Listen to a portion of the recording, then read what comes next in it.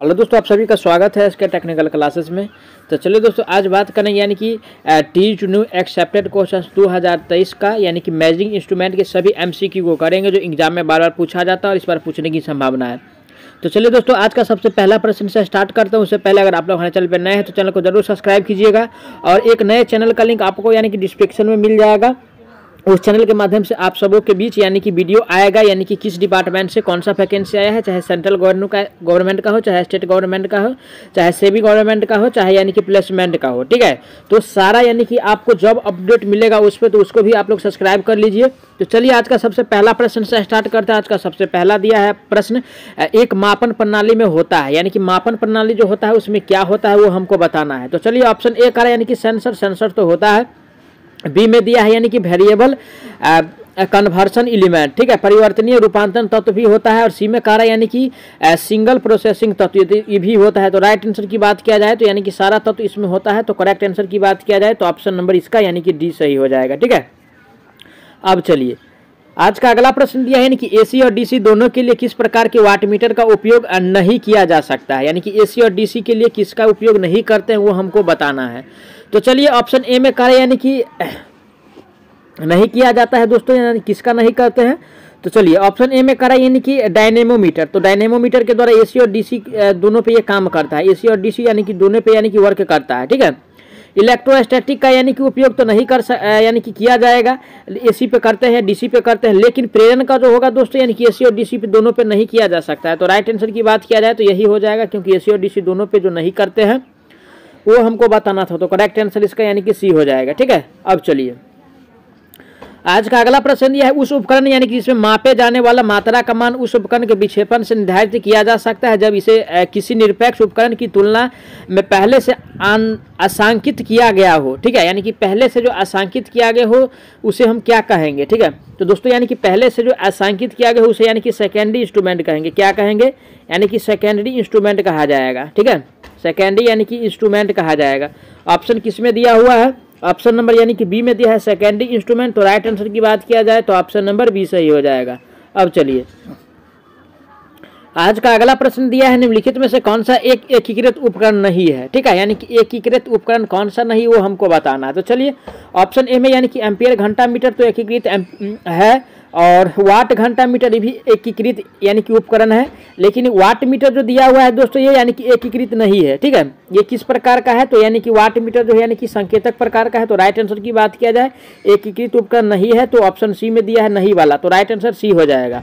अब चलिए आज का अगला प्रश्न दिया है यानी कि उच्च सटीकता प्राप्त करने के लिए यानी कि इसे बनाने के लिए पोटेंशियोमीटर के स्लाइड वायर का आकार कितना होना चाहिए। यानी कि पोटेंशियोमीटर का जो स्लाइड वायर होता है कितना होना चाहिए वह हमको बताना है। तो चलिए ऑप्शन पढ़ लेते हैं। ऑप्शन ए में करें यानी कि जहाँ तक संभव, चलिए ठीक है, जितना जरूरत होगा उतना यानी कि ले सकते हैं। बी में है जितना कम हो, नहीं कम तो नहीं करेंगे, 1 मीटर, इससे भी काम नहीं चलने वाला है। न ही ज़्यादा न ही यानी कि क्या कह रहे हैं, न ज़्यादा पतला न ज़्यादा मोटा। तो इससे क्या मतलब है? तो राइट आंसर होगा दोस्तों यानी कि जितना आवश्यकता हो उतना ले सकते हैं। तो राइट आंसर ऑप्शन किस में दिया है? ऑप्शन ए में दिया है। तो करेक्ट आंसर ए हो जाएगा। अब चलिए दोस्तों यानी कि इस चैप्टर से बहुत ज़्यादा क्वेश्चंस पूछा जाता है, तो आप लोग देखिए, सारा प्रश्न को देखिए, समझिए, कहीं पे कोई दिक्कत होता है तो उसके लिए कमेंट जरूर कीजिएगा। ठीक है, चलिए अगला प्रश्न दिया, एक उपकरण में यानी कि विक्षेपण टॉर्क का उत्पादन किया जा सकता है। यानी कि विक्षेपण टॉर्क का जो उत्पादन करते हैं कैसे करते हैं वो हमको बताना है। तो चलिए ऑप्शन ए में करें चुंबकीय द्वारा भी किया जा सकता है। ठीक है, बी में है तापीय द्वारा भी कर सकते हैं।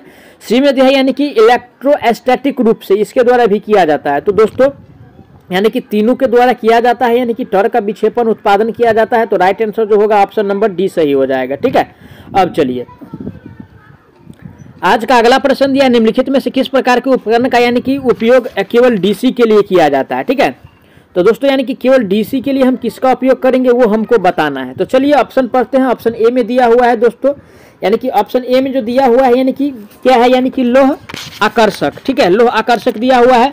बी में जो दिया हुआ है दोस्तों, बी में दिया हुआ है लोह प्रतिकर्षण।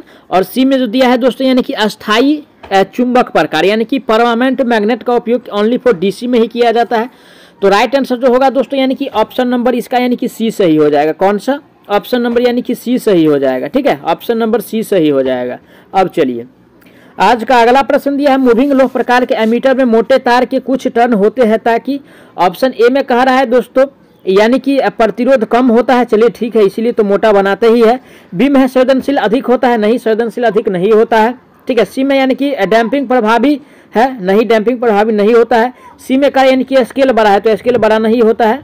तो राइट आंसर जो होगा दोस्तों यानी कि प्रतिरोध कम होता है इसलिए यानी कि मोटे तार से बनाया जाता है। तो राइट आंसर ऑप्शन इसका ये सही हो जाएगा। अब चलिए अगला प्रश्न दिया है आज का, यानी कि जब संकेत यानी कि देने वाले यंत्र का सूचक यानी कि अंतिम विक्षेपित स्थिति में होता है तो चलिए ऑप्शन ए में करें यानी कि डिफ्लेक्टिंग टॉर्क शून्य है, ठीक है। ऑप्शन ए में करें यानी कि डिफ्लेक्टिंग टॉर्क शून्य है तो शून्य तो नहीं होता है।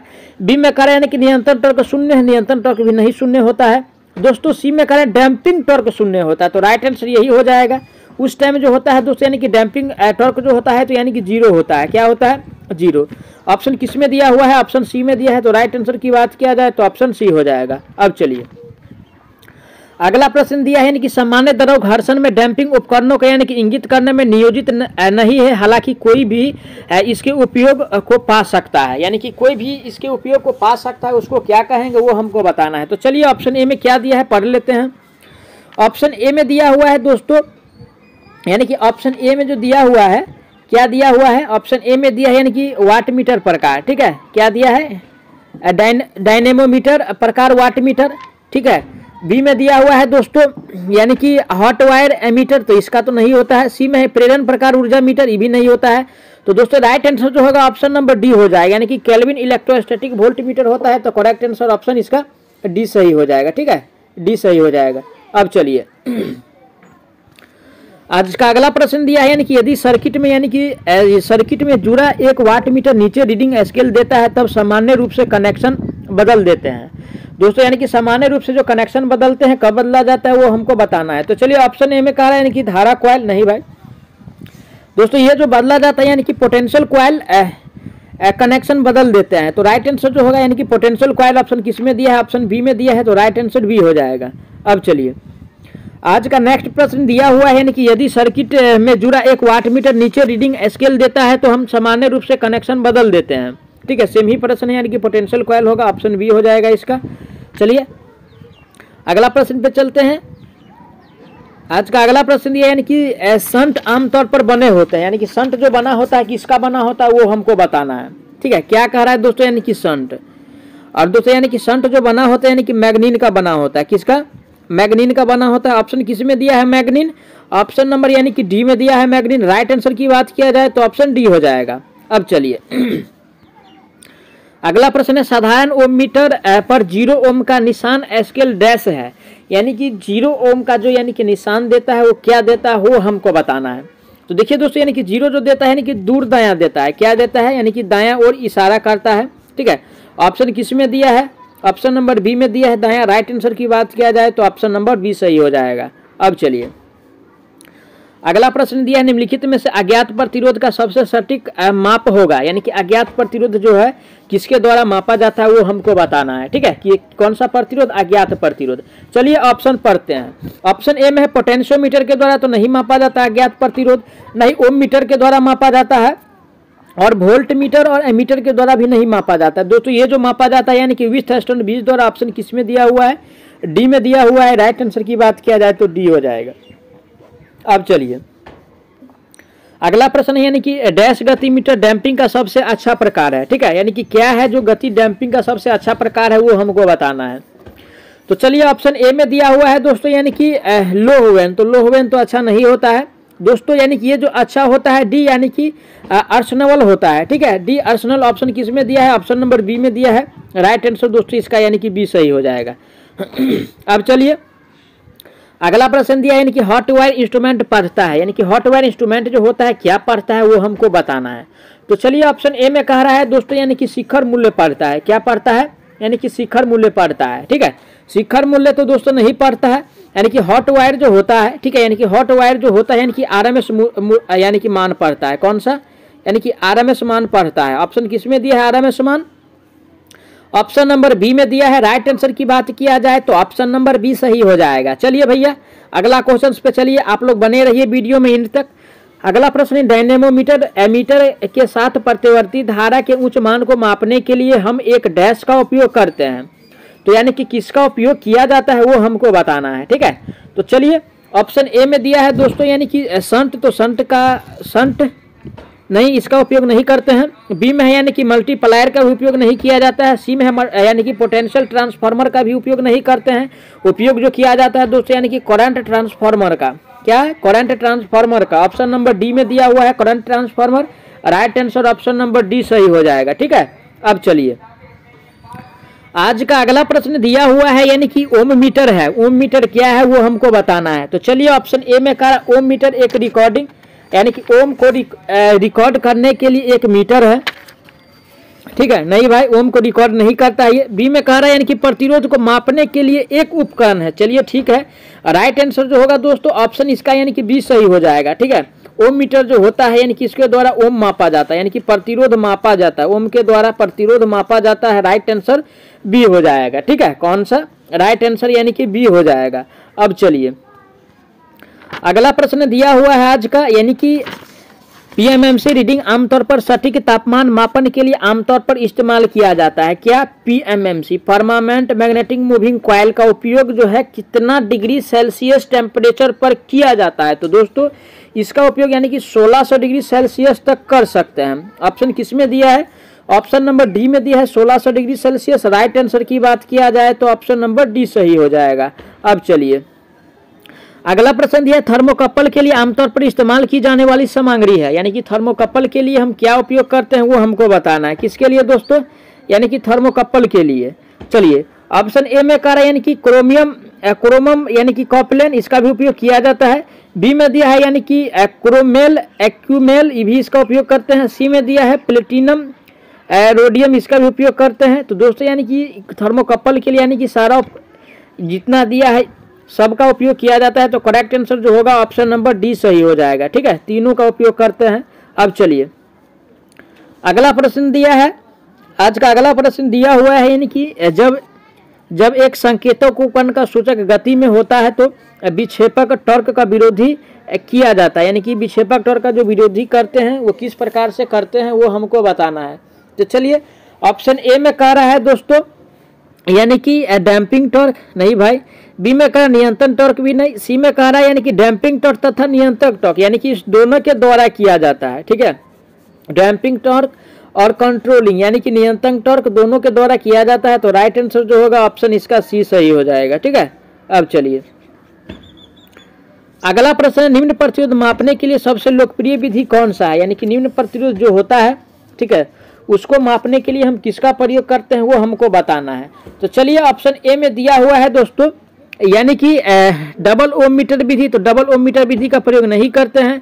बी में है यानी कि केल्विन डबल ब्रिज, तो ठीक है भाई, केल्विन डबल ब्रिज का उपयोग किया जाता है इसको यानी कि निम्न प्रतिरोध को मापने के लिए। तो राइट आंसर जो होगा ऑप्शन बी सही हो जाएगा। ठीक है, राइट आंसर जो होगा ऑप्शन बी सही हो जाएगा। अब चलिए आज का अगला प्रश्न दिया है, जब डैम्पिंग बल यानी कि स्थिरतम से अधिक है तो यानी कि साधन बन जाएगा। ठीक है, यानी कि ये जो होता है तो यानी कि कैसे साधन बन जाता है वो हमको बताना है। ठीक है, तो चलिए ऑप्शन ए में जो कह रहा है दोस्तों यानी कि ऑप्शन ए में दिया है डेड, बी में दिया है दोलन और सी में जो दिया है दोस्तों क्या दिया हुआ है, सी में दिया हुआ है यानी कि धीमी और सुस्त। ठीक है, तो दोस्तों ये जो होता है यानी कि धीमी और सुस्त होता है, क्या होता है, धीमी और यानी कि सुस्त का एक साधन बन जाता है। तो राइट आंसर जो होगा ऑप्शन सी सही हो जाएगा। ठीक है, ऑप्शन सी सही हो जाएगा। अब चलिए अगला प्रश्न दिया, एक गैल्वेनोमीटर का उपयोग डैश के लिए किया जाता है यानी कि गैल्वेनोमीटर का जो उपयोग करते हैं किसके लिए करते हैं वो हमको बताना है। तो चलिए ऑप्शन पढ़ते हैं। ऑप्शन ए में दिया हुआ है यानी कि प्रकाश की दिशा का पता लगाने के लिए गैल्वेनोमीटर का उपयोग किसके लिए करते हैं, तो इसका उपयोग तो नहीं है। बी में है धारा की दिशा का पता लगाने के लिए, चलिए ठीक है, गैल्वेनोमीटर का यही कार्य है, धारा का यानी कि मापन भी करता है और दिशा को भी पता लगाता है। तो राइट आंसर ऑप्शन बी सही हो जाएगा। ठीक है, अब चलिए अगला प्रश्न है, यदि यानी कि साधन में एक विस्तृत श्रृंखला है तो साधन में होना चाहिए यानी कि साधन में क्या होना चाहिए वो हमको बताना है। ठीक है, तो चलिए ऑप्शन ए में कहता है यानी कि वर्ग नियम पैमाना तो नहीं। बी में है रैखिक पैमाना भी नहीं होता है दोस्तों। सी में दिया है घातांक पैमाना, ये भी नहीं होता है। तो दोस्तों यानी कि श्रृंखला में जो होता है यानी कि लघु लघु गुणक पैमाना होता है। ठीक है, तो ऑप्शन किस में दिया है, ऑप्शन नंबर यानी कि डी में दिया है। राइट आंसर ऑप्शन डी हो जाएगा। अब चलिए आज का अगला प्रश्न दिया एक यानी कि फोटो यानी कि इलेक्ट्रिक सेल की संवेदनशीलता को इसके संदर्भ में मापा जाता है। यानी कि फोटो इलेक्ट्रिक सेल की संवेदनशीलता जो होता है यानी कि किस में मापा जाता है वो हमको बताना है। ठीक है, तो चलिए ऑप्शन ए में कह रहा है दोस्तों चमकदार प्रवाह की विद्युत प्रति इकाई, तो इसमें तो दोस्तों इसको नहीं मापा जाता है। बी में दिया है सतह की विद्युत प्रति क्षेत्र, ठीक है। सी भी पढ़ लेते हैं यानी कि विद्युत प्रति वोल्ट, ये भी नहीं होगा। प्रति इकाई एम्पियर में चमक, इसे ऐसे भी नहीं माप सकते। तो राइट आंसर ऑप्शन इसका बी सही हो जाएगा। कौन सा, बी हो जाएगा। अब चलिए आज का अगला प्रश्न दिया हुआ है यानी कि एमआई क्वेश्चन को कर लीजिए। ठीक है, एमआई कर लीजिए। सिक्रो एक ट्रांसड्यूसर है, यानी कि सिक्रो जो होता है किस प्रकार का ट्रांसड्यूसर है वो हमको बताना है। ठीक है, क्या पूछ रहा है, सिक्रो। तो चलिए दोस्तों यानी कि सिक्रो जो होता है क्या, यानी कि सिक्रो, ठीक है। और सिक्रो जो होता है दोस्तों यानी कि एंगुलर पोजीशन का यानी कि जो है ये प्रकार का यानी कि ट्रांसड्यूसर है। कौन सा, यानी कि एंगुलर। ठीक है, एंगुलर पोजीशन प्रकार का ट्रांसड्यूसर है। ऑप्शन किस में दिया है, ऑप्शन सी में दिया है। राइट आंसर सी हो जाएगा। मैं आशा करता हूँ आप लोग सारा प्रश्न को अच्छा से समझे होंगे। अगर कोई भी प्रश्न में किसी प्रकार का डाउट है तो उसके लिए आप लोग कमेंट जरूर कीजिए, उसका जवाब बहुत जल्द मिलने वाला है। साथ ही साथ आप लोग नए हैं तो चैनल को प्लीज़ सब्सक्राइब कीजिए।